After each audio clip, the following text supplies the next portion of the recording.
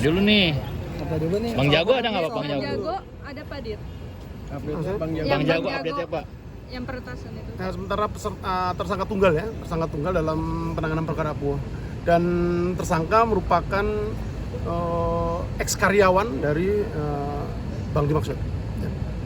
Pak Dir, itu yang terkait dengan video porno mungkin ada update Pak Dir? Ya, jadi bahwa benar pada tanggal 12 Juli 2024 saksi atas nama F, pelapor atas nama F melaporkan dugaan tindak pidana yang terjadi ke SPKT Polda Metro Jaya.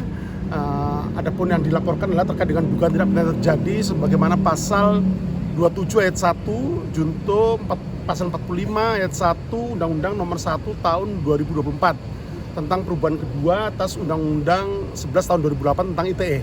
Jadi terkait dengan barang siapa dengan sengaja tanpa hak mendistribusikan atau mentransmisikan dokumen ataupun informasi elektronik yang memiliki muatan yang melanggar kesusilaan, ya, dan atau pasal 4 ayat 1 maupun pasal 7 dan atau pasal 7 ayat pasal 7 Undang-Undang Nomor 44 Tahun 2008 tentang pornografi. Dan dari hasil laporan dimaksud kemudian kita telah tim penyelidik Subdit Cyber di Treskrim Khusus Polda Metro Jaya telah melakukan serangkaian kegiatan penyelidikan ya untuk menemukan dugaan atau peristiwa pidana yang terjadi. Ya, nanti untuk perkembangan nanti akan kita update.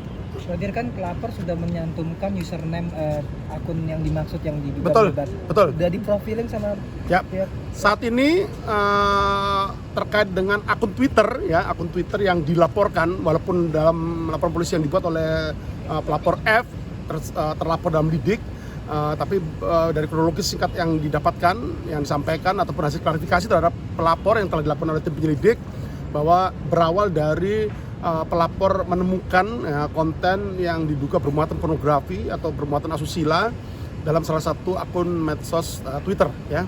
Dan saat ini tim penyelidik Subdit Cyber di Treskrim Khusus Polda Metro Jaya sedang melakukan identifikasi, profiling maupun mengetahui pengelola daripada akun medsos Twitter dimaksud.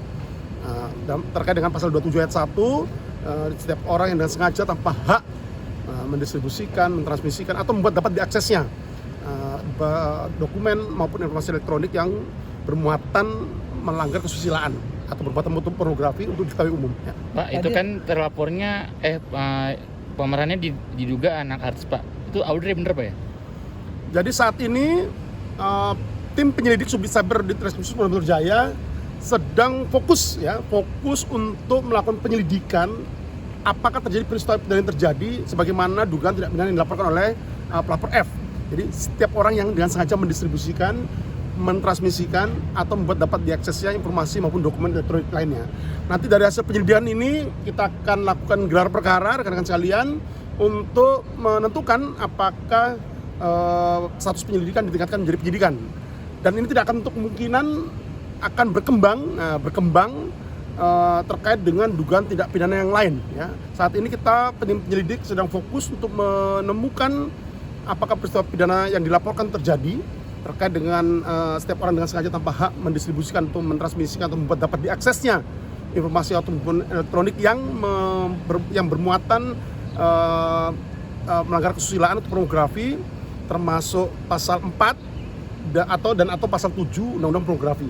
Nanti ini tidak menutup kemungkinan dalam proses nanti berjalan setelah nanti penyelidikan dilakukan selesai kemudian dilakukan gelar perkara, apakah nanti status penyelidikan akan naik ke penyidikan, tidak menutup kemungkinan ya, akan ada dugaan tidak pidana yang terjadi. Tapi kita tunggu dulu, rekan-rekan sabar, nanti akan kita update berikutnya terkait dengan perkembangan penyidikan lebih lanjut. Pak, dan sejauh ini sudah bisa dipastikan bahwa pemerannya itu Audi anaknya David Naif gitu Pak. Nah, nanti kita update berikutnya ya. Pak, terkait dengan dugaan tindak pidana lain artinya bisa menjerat ke pemeran Pak, yang ya? di dalam video itu ya? Tidak menutup kemungkinan ya, tidak menutup kemungkinan. Nanti kita lihat dulu hasil penyelidikan yang kita lakukan ya. Hasil penyelidikan yang kita lakukan akan dilakukan serangkaian kegiatan gelar perkara untuk menentukan apakah status penyelidikan meningkat jadi penyidikan.